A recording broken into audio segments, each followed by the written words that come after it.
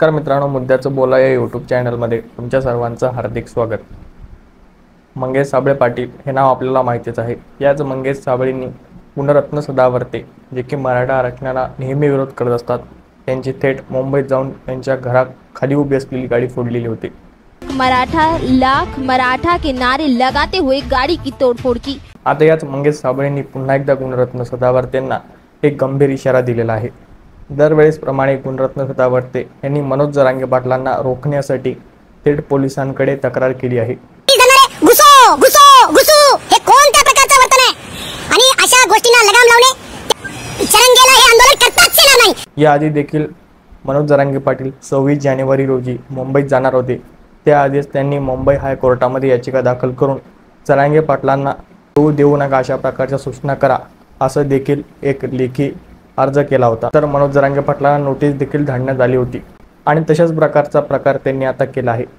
महाराष्ट्राचे पोलीस महासंचालक यांना देखील त्यांनी पत्र लिहून मनोज जरांगे पाटलांनी कुठल्याही प्रकारची परवानगी घेतली नाही असे पुरावे देखील दिलेले आहेत। राजकीय पुढाऱ्यांच्या आधारावर बोलणाऱ्यांवर काय पानचट बोलून फायदा आहे, काय पानचट बोलून फायदा आहे, काय पानचट बोलून फायदा। त्याचबरोबर जरांगे पाटलांनी कोर्टाचा अवमान केल्याचं देखील त्यांनी त्या अर्जामध्ये सांगितलेलं आहे। मात्र दुसरीकडे मंगेश साबळे यांनी सदावर्तेंची गाडी फोडली होती आणि त्यांना मुंबईत जाण्यासाठी बंदी देखील आहे असं देखील कळत आहे। मात्र तरी देखील मंगेश साबळेंनी गुणरत्न सदावर्तेंना गंभीर इशारा दिला आहे। नेमकं मंगेश साबळे काय म्हणत आहेत बघूयात।